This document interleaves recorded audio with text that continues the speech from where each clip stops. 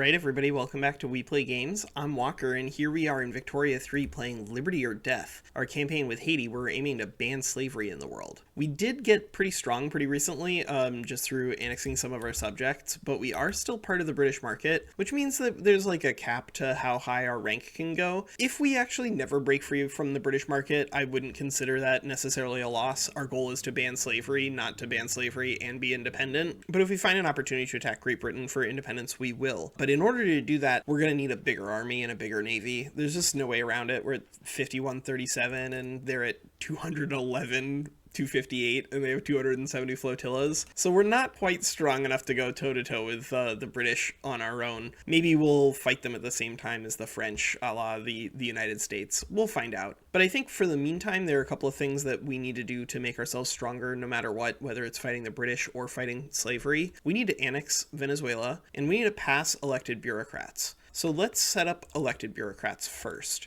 Elected bureaucrats, I think generally speaking, is going to be stronger than appointed bureaucrats for a nation of this size. Taxation capacity problems in like Great Qing are actually very solvable using appointed bureaucrats. But here as a small nation, bureaucracy is really critical, especially if we're going to be annexing some of these nations out here like Venezuela and Colombia. And so getting into elected bureaucrats is a pretty big upgrade in terms of our economy. Just shaving 15% off per bureaucracy level could save us lots of construction points. But unfortunately, Francisco de Rojas is actually opposed to elected bureaucrats. So we need to form a new government that's going to be much more amenable to this change. And Simon Solicu, one of the other leaders of the Haitian move towards a parliamentary republic, because we did have that civil war and these two guys were the main leaders on the liberal side. This guy is a Republican instead of a radical, and so he actually really likes elected bureaucrats. He's going to help us push that through. We will annex Venezuela at the same time. I just think that taking control over any territory that you can core in 2 years, and given that Afro-Caribbean is one of our main cultures, we can core this in 2 years. Taking control of it is going to make us stronger. It'll cost us some troops in the short term, but that's okay, because we need to get more troops into the Caribbean theater anyway. We really can't win against the British if they are going to be able to naval invade us, and 10 troops, unfortunately, is not enough of a home guard to fight off a British naval invasion. You will see that we're kind of like bouncing around near zero in terms of our convoys though. So we're going to have to pick up gantry cranes. Oh baby. All right. So Brazil is siding with Venezuela in this Diplo play. That's all upside here, because that means that we get to ban slavery in Brazil in this episode. Because unfortunately for Brazil, we can check by just looking at their barracks. They are not doing particularly well economically. The barracks in their capital right now are running irregular no cannons. So kind of no matter what happens, we should have a pretty easy time stomping Brazil, but they also have an undefended front. So if their troops meet us on the field, we should be able to destroy them. If they do not meet us on the field, then we should be able to destroy them. Yeah, looks like Brazil did not defend this front at all, and now they are gonna suffer for it. Oh, sick, we got elected bureaucrats. All right.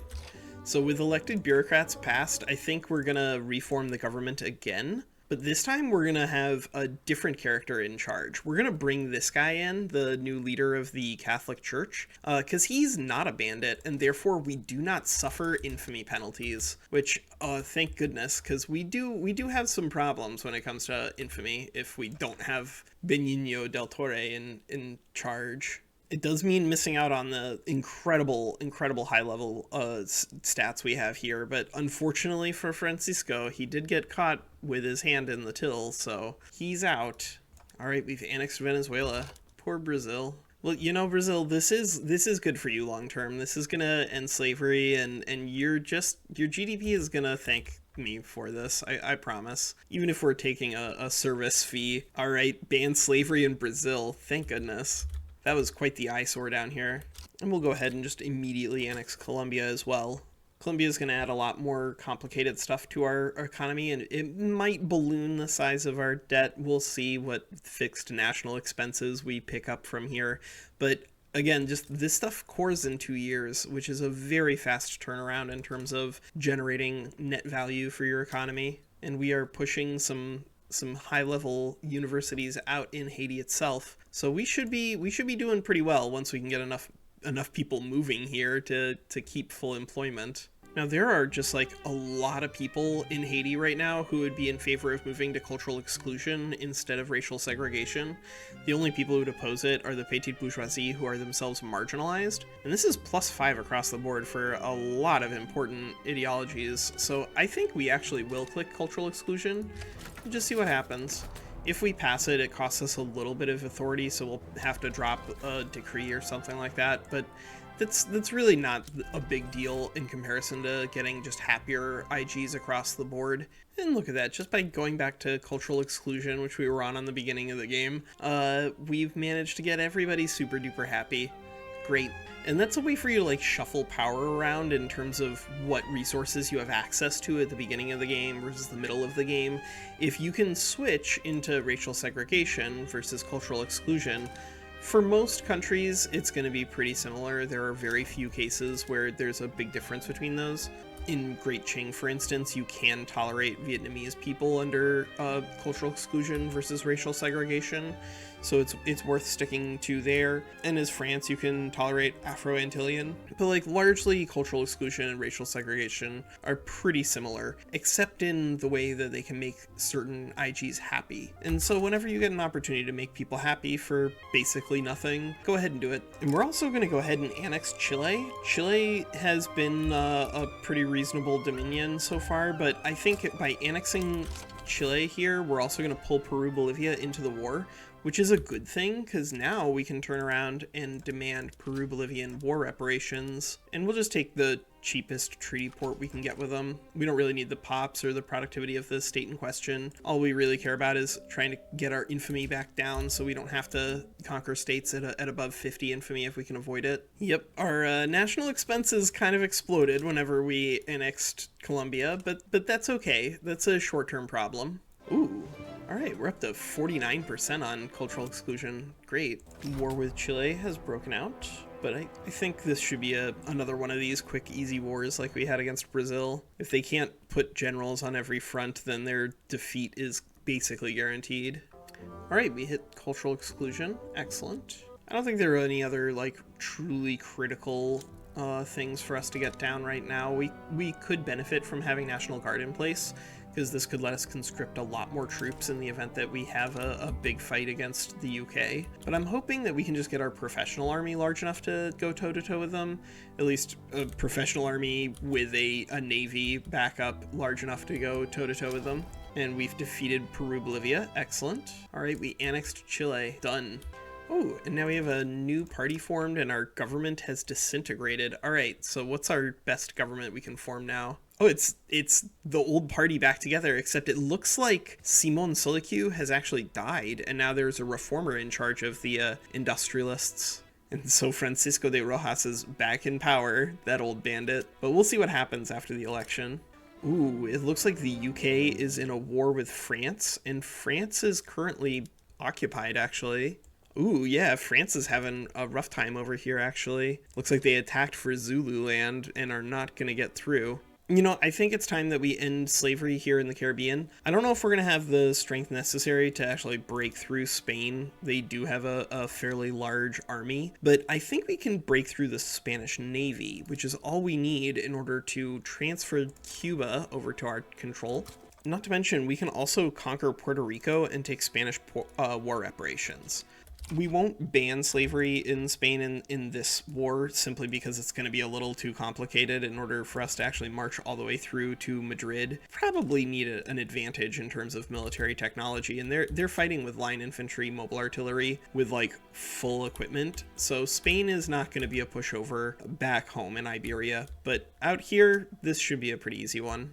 And, you know, somebody revealed to me that you can actually stop paying France as a result of a decision. While we're still part of the British market, I see absolutely no reason for us to not take advantage of this. It'll tick the French off, but it seems like a skill issue for the French. Oh my god, Spain back down in the Diplo place. We got everything. All right, fantastic. So we will incorporate Puerto Rico right away, and then we'll go ahead and just annex Cuba immediately too. All right, ooh, and Francisco de Rojas actually lost this election, so Benigno de la Torre is back. That's great, because it does mean a lot faster burn off of infamy for us, but it is going to be complicated, because it means that we've brought the landowners back. They've been waiting in the wings the entire time. Yeah, and our fleet is just going to smash through Cuba's, and then we should have control. And this is going to be a huge thing for us, too, because we're going to get 8 ports here in Cuba. That's going to dramatically increase our shipping, especially once we get gantry cranes online. Yep, and there it is. Our troops have landed in Cuba. Oh, and Francisco de Rojas has retired, so now we have a jingoist in charge of the intelligentsia. That could make governments very different. And now we have taken control of Cuba. So Haiti has finally control over the 2 great isles of the Caribbean united under one flag. This is going to be a big deal. I think now it's time to take a treaty port with Japan. So I think we're going to go ahead and take a treaty port in Kyushu. It's a little more expensive in terms of infamy than taking a treaty port in Hokkaido. But a treaty port here in Kyushu is going to come with an enormous number of pops, and that's going to be pretty useful for us. But don't think we're staying limited to just a treaty port. We're also going to take Japanese war reps, and we're going to open them up to the market. So this is going to be the black ship incident, right? The Commodore Matthew Perry showing up and forcing them to open, except rather than it being American ships showing up, it's going to be Haitian ships showing up. It looks like the Ethiopian Thunderdome is still continuing down here. We do want to get involved in Ethiopia pretty soon. We don't want to miss out on an easy opportunity to end slavery there, but there's so much growth that we kind of want to make sure we don't miss out on, that we want to make sure we grab it when we can. And one of the best and easiest ways to secure growth is to take control of a treaty port in Japan. It's a poor man's Great Qing, but we're not strong enough to take a treaty port from Great Qing on our own just yet. We're not even high enough rank. Although now we're up to 649 prestige. That is a lot of prestige, Haiti. I'm sure that now our position is actually being kept down. Yeah, if we were an independent nation, we would definitely be a major power. So we'll need to look into that. And Haitian troops are landing outside of Kyoto as we speak, and the chaos in Japan continues. But that's going to be really great. Oh yes, and we hit gantry cranes. Perfect. We'll just go ahead and also work on ironclads. No reason not to get them back to back. Alright, so Japan has been defeated and we've gained a treaty port. Just what the doctor ordered. I think it's time that we ban slavery in Morocco, so we'll demand a treaty port as our main thing here, but we're also going to add war reps and ban slavery for good measure. But before we break free from Great Britain, we do want to make sure that we have just treaty ports in a lot of different strategic regions. Even if they aren't necessarily giving us anything important in terms of the trade partner, they're giving us land, and that land in turn is going to give us permanent vision in the area. Ooh, alright, Austria-Hungary jumped in to help out Morocco and then dropped out. I mean, if we ended up fighting Austria-Hungary, it wouldn't be the end of the world, but it would be a little annoying. Alright, looks like Morocco did not back down, but they also didn't find any friends, so this should be a pretty easy war. Poor Morocco is still running no cannon irregulars. And we're back down to 16% peasants again, despite annexing a bunch of territories that were like, oops, all peasants. But, you know, that's part of the gameplay loop as in Victoria 3, making sure that you get your SOL high enough that you hit infinite population. That's something that you get when you're closer to 20 than 12 and a half, but we'll get there. And it looks like we're just gonna completely roll over Morocco too. But hey, you know, if we get Morocco out of the slave trade and Brazil out of the slave trade, the world is slowly ending for slavery.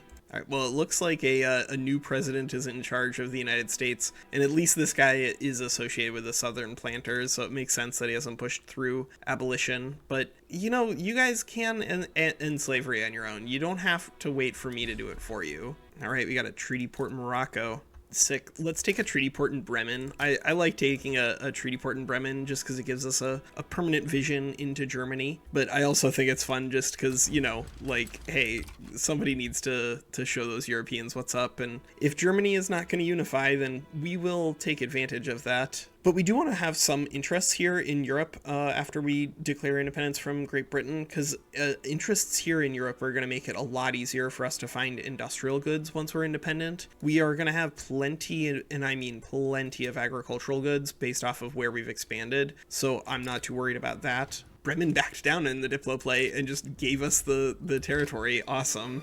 And Oh boy, this is a really, really great treaty port that we just took control of.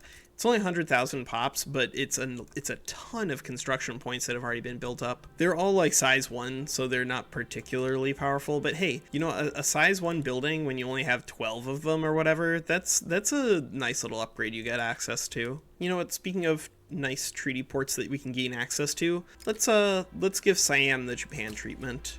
We're gonna demand a treaty port, we'll demand war reps, we'll demand ban slavery, demand more ban slavery, but we'll make sure that slavery on Siam as well as the treaty port are our main war goals here. We're just trying to grow our interests, because as soon as you declare independence from Great Britain, you need to be prepared for 2 things. One, you need to be prepared to fight against the British Navy. We're not quite there yet, but we are a lot closer than you'd expect, because we only need local superiority here, and we just need enough troops for local superiority to be able to beat back the British, and we have a lot of potential draft and conscription if we want it. So we're not in bad shape militarily, but economically you do need to position yourself pretty differently when you're leaving a larger market like this. You need to ensure that you have easy access to interests all over the globe, that you have easy access to tons of bureaucracy, tons of convoys, and the ability to just set up tons of trade routes. Fortunately, through the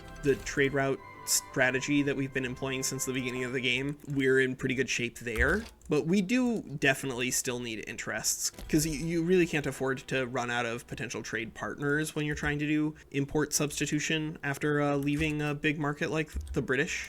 And you know what, we're gonna go ahead and pick up breech loading artillery too. If you have breech loading artillery and your opponent doesn't, that's a pretty meaningful upgrade in terms of your combat effectiveness. Oh my god, and we could have a brand new intelligentsia leader here. I wouldn't hate seeing this. This might be fun. Get ourselves a meticulous leader instead.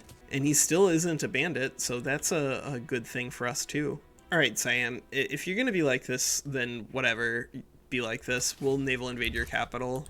Yep, landed in Siam. Not a lot they can do about it. No cannon regulars just can't stand up. Like, we're outnumbered 3-1 and we're just gonna demolish them. Ooh, 69 offense, nice. Oh no, it looks like we're gonna be betrayed by the front system. Not like this, not like this. Well, I guess that's a good reason to naval invade in a different part of the country. Start somewhere soft and then work your way up. Patagonia has seceded. Where? There they are. Where? Seceded. Huh. Alright, well, we will go ahead and send Pedro Maceo down there to put that secession down, but that should be a pretty easy win for us. Alright, we defeated Siam. Excellent. We're only 11 months away from breech loading artillery, though, which means that I think probably we'll end up declaring independence from Great Britain, maybe even on 1876. July 4th, 1876 would be pretty funny. But I think we'll probably want to fight with the assistance of breech loading artillery, so we almost certainly won't declare war before then. Yeah, the British are going to be fighting with shrapnel artillery as well, so we will want shrapnel artillery online when we go toe-to-toe with them. Ooh, it looks like the great powers are going to be on our side for our quest, because it looks like France is attacking Kutai. That's pretty sweet, because if they can knock Kutai out, that's another nation that has debt slavery that we just don't need to worry about. You know what? Let's clean up in here. There's some territory that we could take that would be really helpful, because we are going to have some huge borders with France and Great Britain in Africa no matter what. But if we have more of this territory and we're able to update all of the methods there, that would be a really big deal in terms of increasing our economy. So I think we're gonna turn Fujijalon just into a dominion and then annex them afterwards. They are starting to get up there in terms of population and GDP, and so they are gonna be expensive in terms of infamy. But I think we can turn them into a dominion and ban slavery, and that should be a good deal. And Austria-Hungary has decided to jump in on this. I don't know, Austria-Hungary, are you really gonna be on the side of Fujijalon? How are you going to be a part of this? I guess you got 120 flotillas, so that's more than enough. But Austria-Hungary, rude. We won't add any war goals against Austria-Hungary just because it's going to be impossible for us to enforce. And we hit breech loading artillery. Well, we're gonna have breech-loading artillery for the this quick little war against Fudicellone, I suppose, and it'll be a good opportunity for us to train some with them, right? I think it also makes sense for us to pick up modern nursing while we're here. Switching around your medical methods of production in your barracks doesn't give you any sort of training penalty, so we can switch into any sort of medical PM whenever we're ready to leave British market without issue. And we'll go ahead and start trying to enact public schools. I think public schools and religious schools are pretty similar, except for the obvious impact that the Catholic Church is going to be a lot stronger if you have religious schools. And ultimately, we are going to be sidelining the Catholic Church, even though they have come back in a huge way. But that's partially because they have this level 4 religious school in place. If we take that away, we should see their power pretty quickly decline.